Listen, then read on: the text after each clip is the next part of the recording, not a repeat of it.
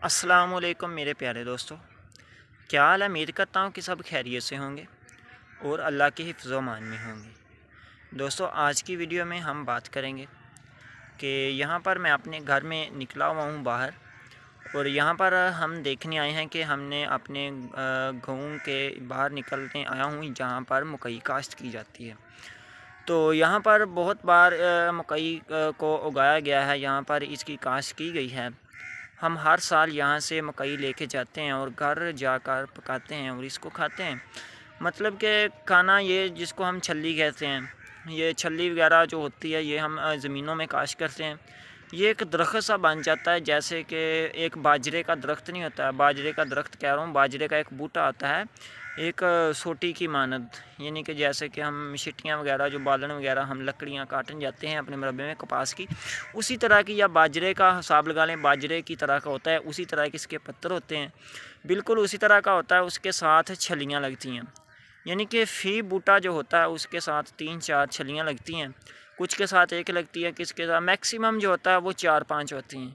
तो इससे ज़्यादा से ज़्यादा यही होती हैं। यहाँ पर जब पहली बार हमने यहाँ पर मकई काश्त की थी, तो यहाँ पर मकई में हमें इतनी यानी कि इतनी ज़्यादा हुई थी मकई के, यहाँ पर बहुत सारे यानी कि पूरे गाँव ने यहाँ से मकई ली थी और शहर भी सेल की थी, यानी कि ये बहुत ज़्यादा मकई हुई थी। लेकिन जैसे जैसे नेक्स्ट उसी जगह पर बार बार इसकी बिजाई की जा रही है, जिसकी वजह से इसकी जो हमें बेनिफिट दे रही है, यानी कि इसकी जो काश्त में दोस्तों वक्त गुज़रने के साथ साथ यहाँ जिस ज़मीन पे हम ये मकई काश्त करते हैं, ये वक्त गुज़रने के साथ साथ हमें मुनाफा कम दे रही है, क्योंकि एक ही ज़मीन पर एक ही जो फसल है वो बार बार काश्त नहीं करनी चाहिए।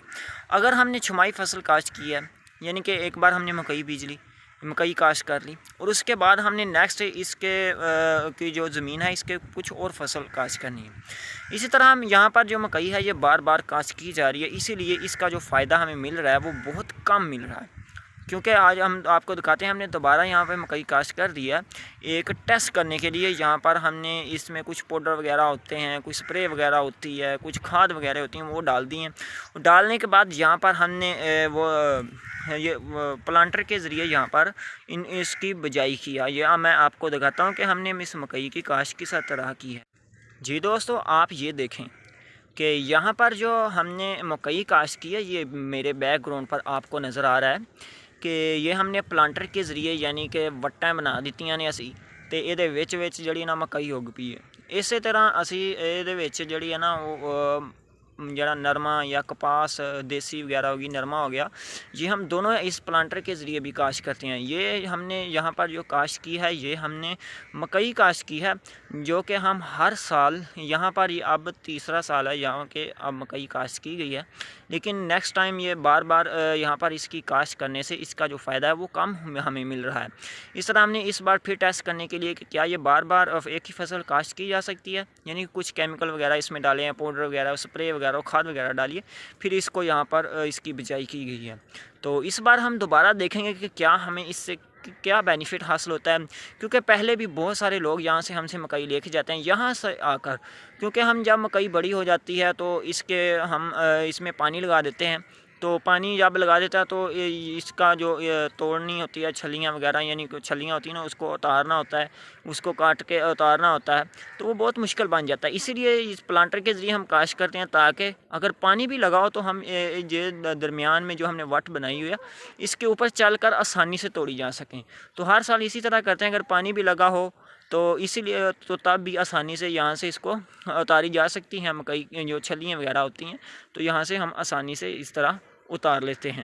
तो मैं यहाँ पर आपको एक और चीज़, हमने जो जंतर वगैरह काश्त किया हुआ है, पता नहीं अब पहले जंतर ऐसे नहीं होते थे, लेकिन अब जंतर इतने इतने बड़े हैं जैसे कि हमने कमाद की काश्त कर ली हो।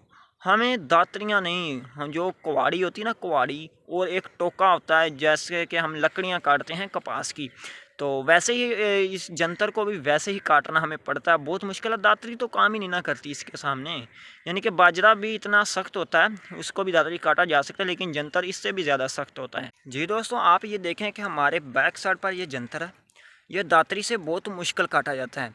यहाँ तक कि हमारा दूसरा मुरब्बा है, वहाँ पर हमने जंतर की बिजाई किया, वहाँ पर वो इतना मोटा है ना, जैसा कि आप गन्ना देख लें, जितना मोटा गन्ना होता है।